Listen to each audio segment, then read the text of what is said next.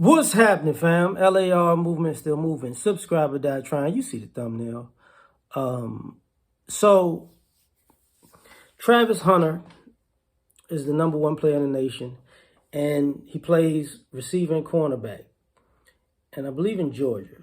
And Deion Sanders was able to get him to commit and go to Jackson State. Now,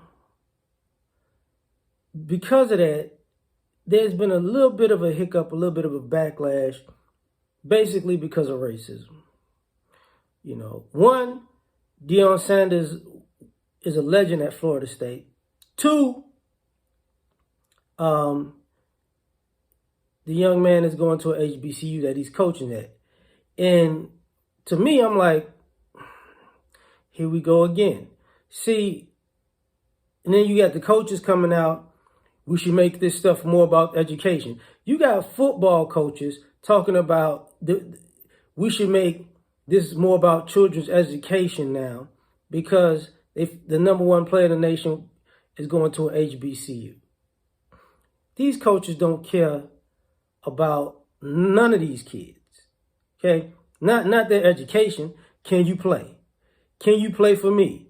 Can you play for me? And I'm gonna get a big check if I get enough of you guys here. Now all of a sudden, one guy goes to HBCU, and you would think, okay, if Florida State's mad, the coach at Clemson wouldn't be upset. Be like, whew, he ain't playing against us.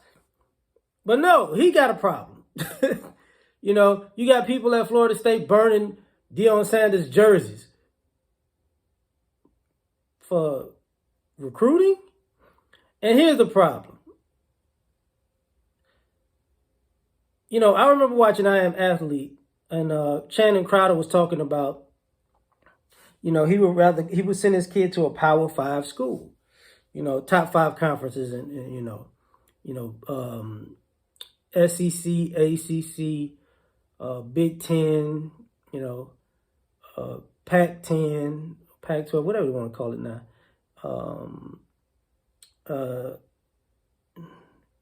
And Big Ten, whatever.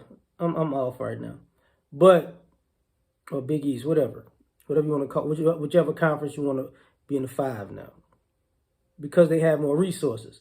And the thing was, the only reason they have resources is because they've been building their schools and their programs and selling tickets off of the best talent in our community, So what happened is, over the last few years, you've had a wave of kids going to the HBCUs, whether it be basketball or now football, right? And now people are using the transfer portal, and now you see the competition level in HBCUs go up. As long as you can, now you're seeing kids that I'm going to Jackson State, I'm going to play for Coach Prime, we're going to win, I'm going to go to the league. Then you're seeing kids, I'm going to Grambling then, I'm going to Southern then. I'm going to one of the rival schools, so when I play against you, I'm going to ball out against y'all, and I'm going to get my opportunity. And this is what happened, I think the last major crop of guys came in the 90s from historically black colleges and universities. So it's been overdue, So now you got people who have an issue because what if this happens every year? Do I think it's going to happen every year? No. But do I think it's going to happen more and more? Absolutely. Because you got to remember, Prime ain't the only ex-NFL player coaching at an HBCU. So you might get somebody at Tennessee State. You might get somebody at Alcorn. You might get somebody at Southern. You might get somebody at Grambling. You might get somebody at FAMU.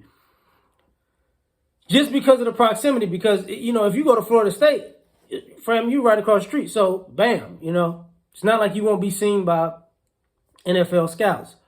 And I find it interesting is because you have these predominantly white institutions who got an issue.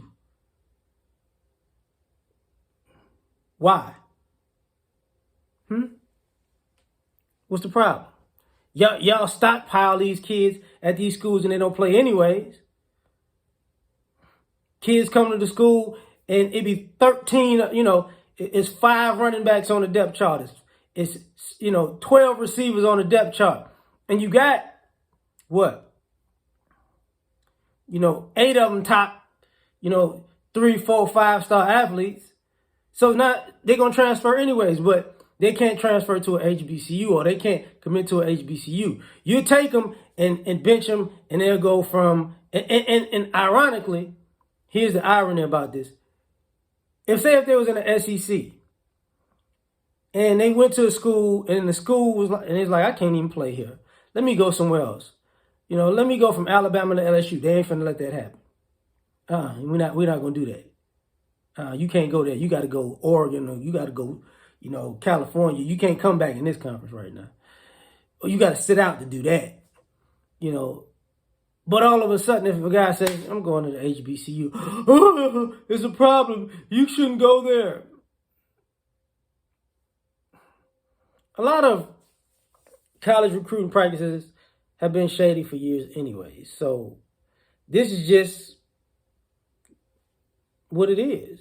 You got out recruited. And all of a sudden now, what these colleges know is what makes us money is the players. So if we start losing all these players, we're going to start losing some sponsorship. The games are not going to be as good. We don't have, quote unquote, good product to sell. And now people are going to buy tickets elsewhere. And truth be told, people buy tickets at HBCU games all the time. They sold out all the time. It's just like everybody else in college. You got a bunch of alumni, a bunch of people went there, and they come.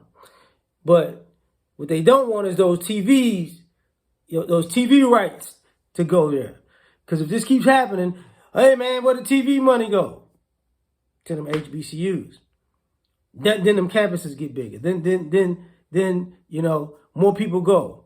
Then less people go to your school. Then all of a sudden the degrees get more prestigious because, these teams are on television. Then all of a sudden you can't illegitimize a degree from these places. And now more people go and less people go to your school, and the money goes down, down, down, down, down. This is what all this is about. But, it's America. It's always about money.